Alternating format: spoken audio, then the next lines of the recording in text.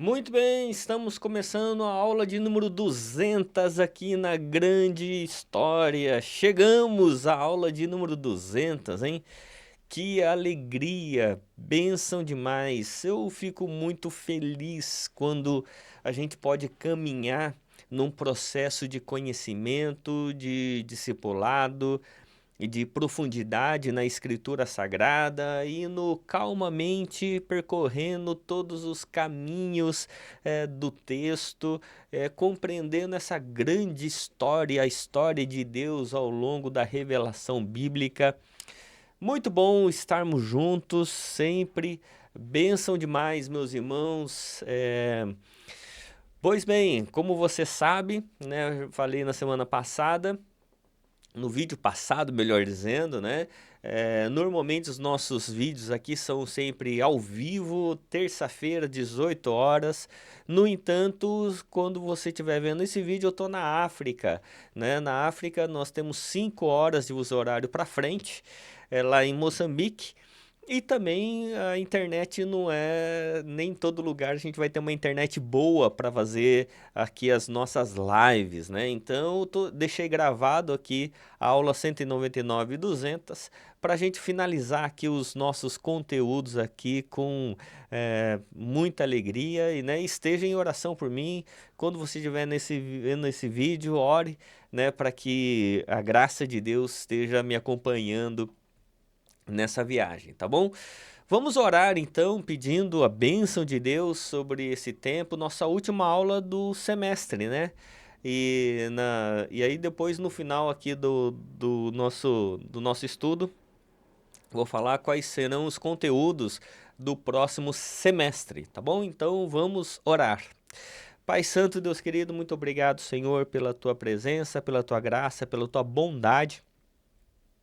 Peço a Deus que o Senhor nos abençoe, nos auxilie, ó Deus, para compreender o Evangelho, compreender a Tua palavra, para que assim, ó Deus, possamos viver consoante a Tua vontade. Abençoa-nos, ó Deus, e cuida de nós, é o que nós pedimos em nome de Jesus. Amém, amém.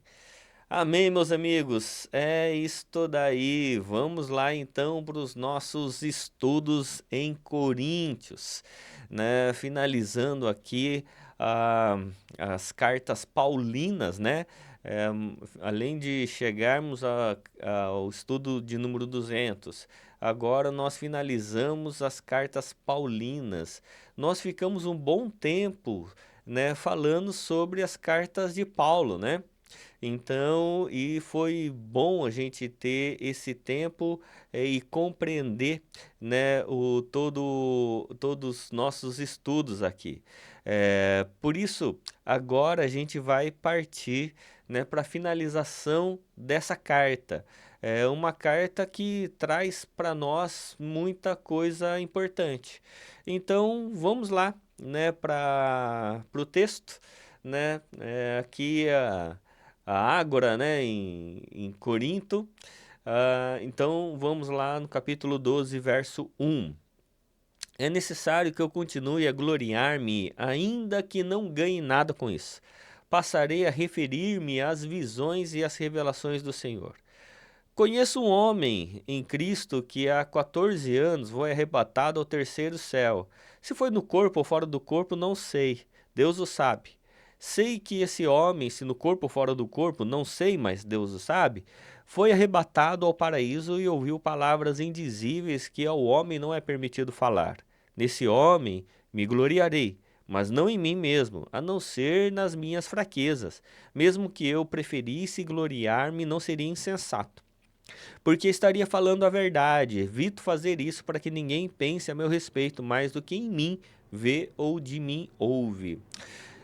Paulo, lembrando você com relação ao estudo passado, Paulo que está argumentando aqui no final sobre o seu apostolado, já que muitas pessoas na igreja de Corinto duvidavam do apostolado de Paulo ou colocavam em xeque a validade do seu ministério. E aí eles começaram a ouvir alguns chamados super apóstolos, né? Pessoas que, bajuladores, que ficavam argumentando e colocando em xeque a idoneidade de Paulo.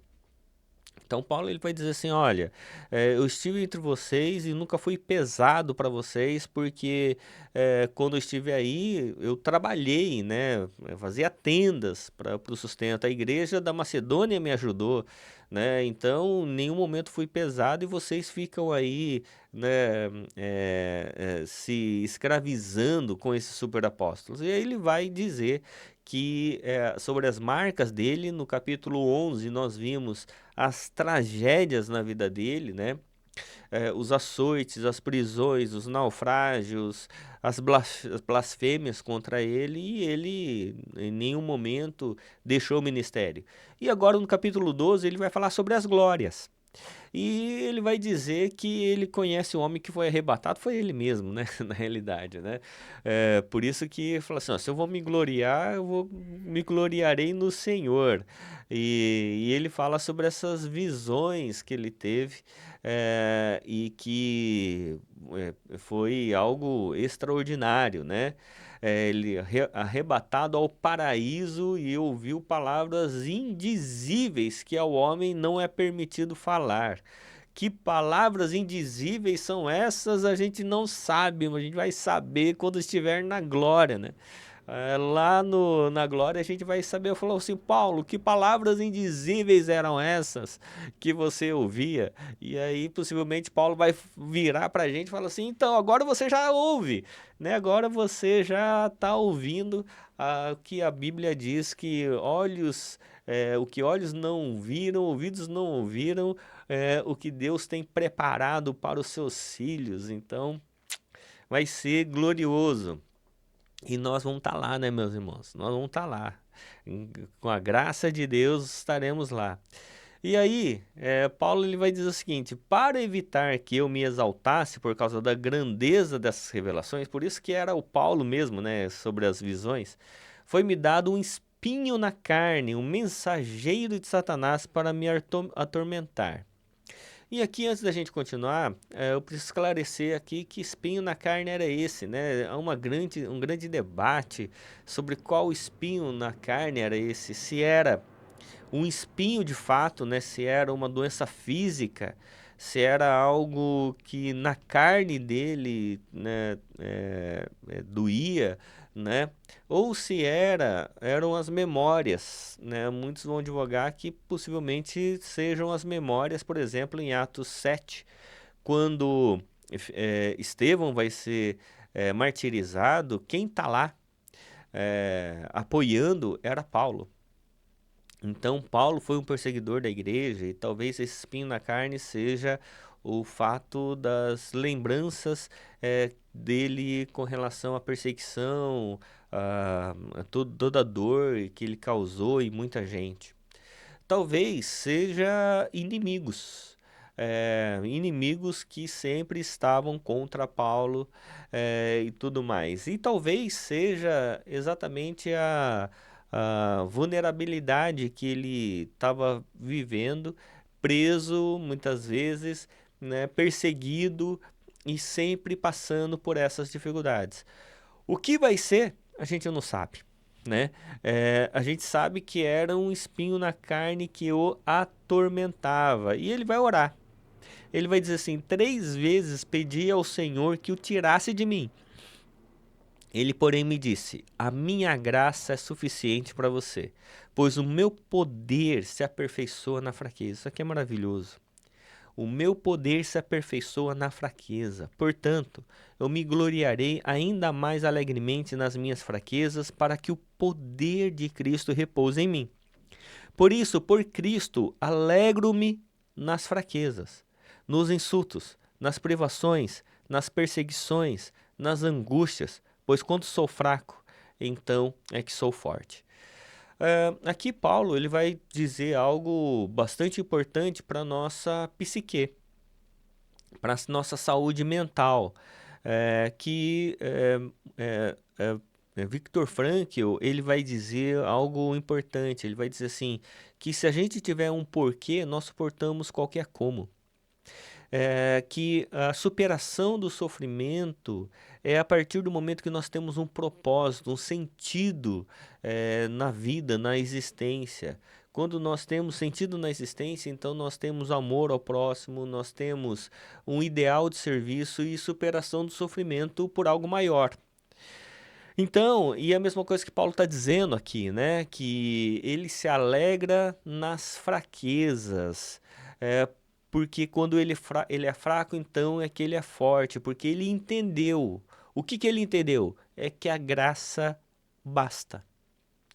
Que a nossa relação com Deus não é para que a gente se livre da dor e do sofrimento, mas para que a gente entenda superar a dor e sofrimento por algo maior, que é a graça, que é a presença de Deus.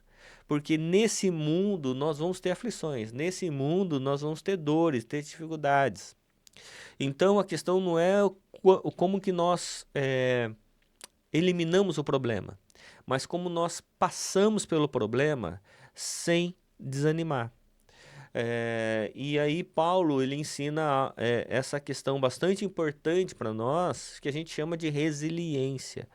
Uma palavra bonita para dizer que nós somos homens e mulheres de fé, de perseverança, de pessoas que sabem para quem vive e quem nos sustenta. E que mesmo em meio à dor, sofrimento, a gente continua vivendo.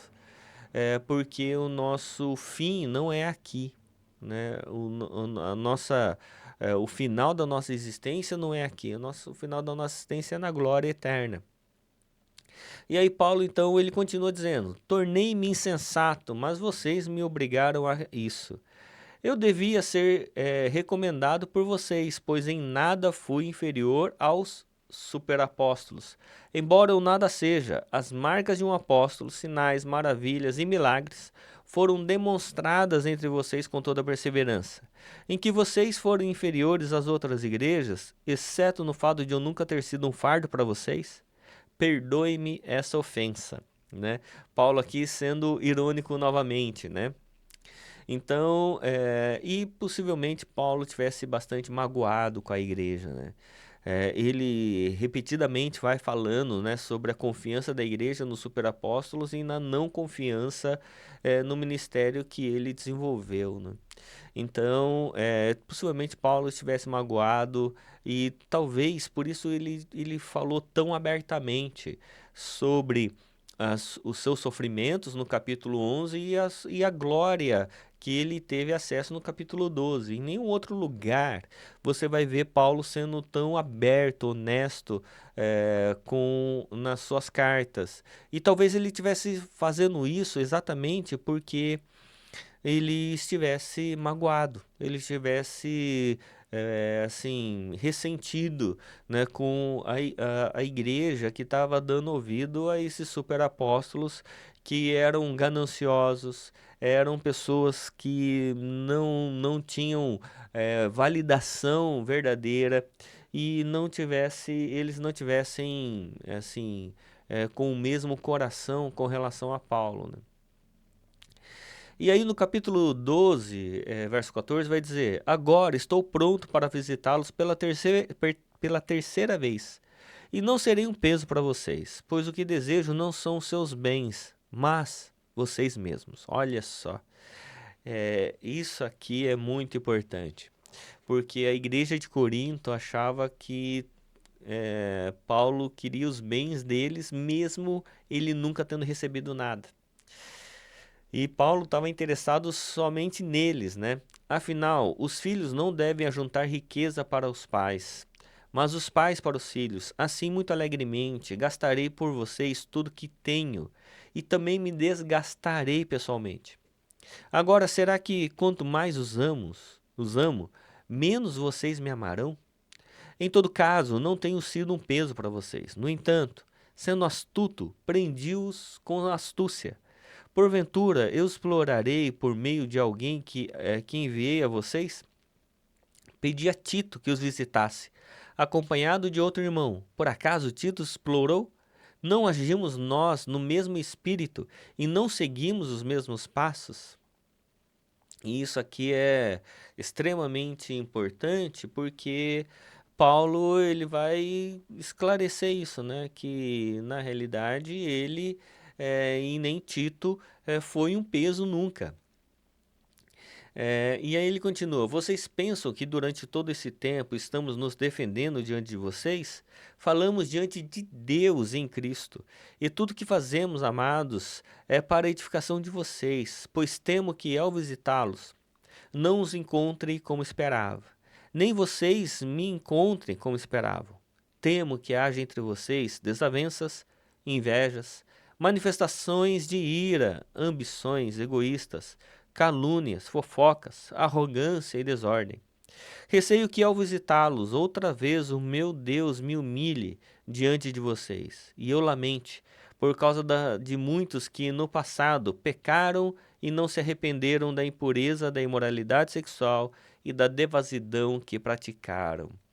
E aqui veio muitas vezes a razão pela qual as pessoas não queriam ter relação com Paulo, porque Paulo ele era verdadeiro, porque Paulo denunciava o pecado, Paulo denunciava a corrupção que muitos viviam. E quando a pessoa é confrontada com o pecado, ou ela se arrepende, ou ela se ressente. E quando ela se ressente, ela vai colocar como alvo o portador da denúncia. Então, nesse caso, você vai ver em muitos momentos bíblicos que o profeta morria. Morria por falar a verdade, por denunciar o pecado. E ao denunciar o pecado, o pastor, o profeta, ele sempre vai correr o risco de ser mal visto e mal falado. Capítulo 13.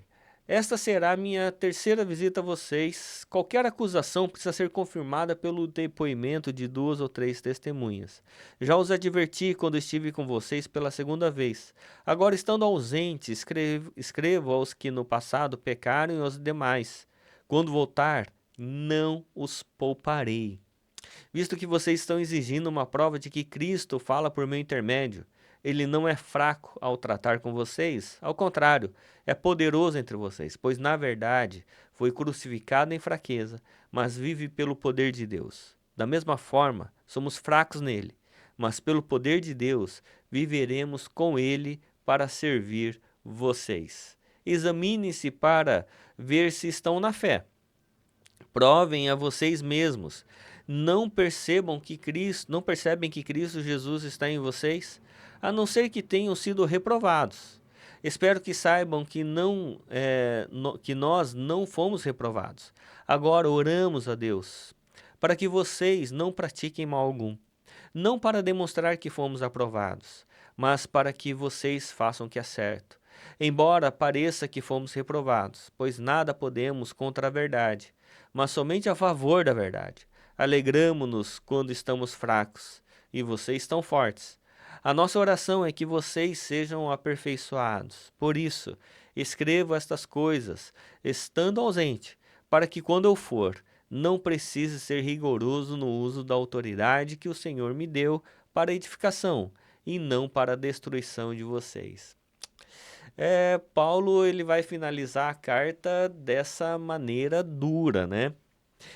Sendo bastante incisivo aqui no final.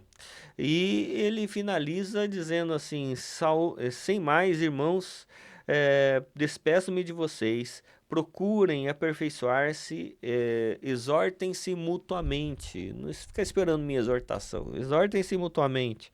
Tenham um só pensamento e vivam em paz. E o Deus de amor e da paz estará com vocês. Saudem uns aos outros com beijo santo, todos os santos lhes enviam saudações.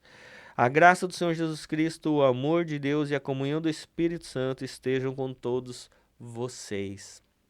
Maravilhosa essa declaração de Paulo final, né, de que a graça do Senhor Jesus, o amor de Deus e a comunhão do Espírito Santo sejam com todos vocês, que é o que nós chamamos de bênção apostólica, né? E apesar das dificuldades, apesar dos problemas, apesar dos erros, apesar dos pecados, essa igreja continuava sendo a igreja de Jesus Cristo. E aqui tem uma lição bastante importante para nós, que igreja é isso. Igreja tem problemas, igrejas têm dificuldades e precisam ser tratadas. Então, igreja não é um grupo de pessoas perfeitas, mas é um grupo de pessoas em aperfeiçoamento. E é por isso que, mesmo com todas as dificuldades, Paulo continua o chamando de irmãos. Irmãos em Cristo Jesus, irmãos na fé, irmãos queridos, filhos amados, né? E Paulo continua o chamando dessa maneira. Por quê? Porque é a igreja de Jesus Cristo. A igreja perfeita vai ser só na glória e não nessa existência terrena. O que nós fazemos com isso? Bom, todos nós temos problemas que nos perseguem por toda a vida. Até gostaríamos que Deus tirasse, mas Deus nos ensina a ter no Senhor a esperança. E é isso, né? A gente não sabe qual é o espinho na carne pela qual você passa. Não sei qual é a dificuldade que atormenta o seu sono. Às vezes a gente tem dores, sofrimentos, e na psicologia e no gabinete pastoral a gente lida com muito sofrimento. E normalmente quando alguém vem querer uma conversa, seja com você que é pastor, líder ou é um psicólogo, né? Porque está passando por problemas, por dores, por dificuldades, sejam dificuldades objetivas ou subjetivas.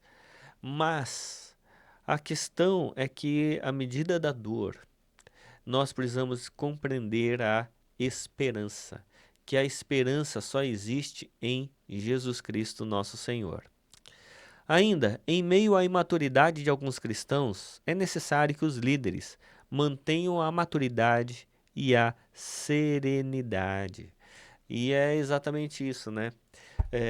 Muitas vezes a igreja se torna instável e os líderes se tornam instáveis. E é por isso que, na instabilidade, muitas vezes, da igreja, a liderança precisa ser estável. Estável como? Continuar pregando, continuar ensinando, continuar prosseguindo. Então, o fato da gente completar 200 estudos, e 200 estudos dá 6 semestres e meio, então nós estamos 6 anos e meio, melhor dizendo. São 11, não, são 11 semestres, são 5 anos e meio, né? São 5 anos e meio de estudo. Então, nesse período, tiveram problemas, dificuldades. Se você olhar lá nos estudos, lá no começo, eu tinha cabelo, né? Foi caindo, não sei o que aconteceu nesses 5 anos, né? Foi caindo o meu cabelo, né? Então, você vai ver que os problemas, nós enfrentamos, passamos pelos problemas, pelas dificuldades. E muitas vezes é importante que a liderança ela tenha maturidade e serenidade. Ela não agite porque a água está agitando, mas ela tem a serenidade dada por Deus para dizer: vamos continuar confiando no Senhor, vamos continuar entregando nossa vida a Jesus Cristo. As águas estão turbulentas, o período está difícil, passamos por pandemia, passamos por vários problemas, mas quem está conosco é o Senhor. E aí, com a serenidade da fé e na estabilidade do amor, a igreja vai prosseguindo. As duras palavras do apóstolo Paulo demonstram que o viver em comunidade requerem seriedade e disciplina. E é isso, né, meus irmãos? Paulo, ele não vai usar a palavra de bajulação, mas palavras de seriedade com relação à fé e o evangelho. Que Deus, assim, continue nos abençoando. Sou muito grato, né, pela nossa jornada conjunta. Semanalmente você vê amigos juntos aqui conosco. Então, fico muito feliz, né, com a companhia de vocês. E no próximo semestre, no semestre de número 12, nós vamos ter um estudo bastante interessante. Continuar nas cartas, né? Na realidade, o Novo Testamento são só cartas, né? Porque até os evangelhos eram cartas. Nós vamos continuar falando sobre as cartas apostólicas, né? Da comunidade apostólica. Então vamos ter as cartas de Pedro, Tiago, de Judas e de João, chamadas de cartas gerais. Então nós vamos estudar essas cartas no próximo semestre, na próxima temporada, completando 12 temporadas, portanto. E aí, nesse sentido, indo para o sexto, finalizando, né, o sexto ano de estudo aqui na grande história. E depois finalizaremos com o Apocalipse. Apocalipse teremos 2 semestres falando em Apocalipse, e aí finalizaremos toda a Bíblia em 7 anos. 7 é um número importante, né? E vamos ver o quanto que 7 é importante em Apocalipse. Então, enfim, Apocalipse é dividido em números de 7. Só deixa eu adiantar aqui para vocês, né? Em vários números de 7. E vamos finalizar com 7 anos. Então, vamos finalizar e vai ser uma grande bênção estarmos juntos estudando a palavra do Senhor nesse período, tá bom? Que a graça, a bênção do Senhor estejam sobre a sua vida, sobre todos nós, que o Senhor continue cuidando, manifestando graça, a sua presença, as virtudes do Senhor sendo multiplicadas sobre nós, sobre sua vida, e que o Senhor continue nos abençoando. Aguarde aí, né, as notícias de quando começarão, né, as próximas aulas aqui da grande história. Deus abençoe, em nome de Jesus. Amém.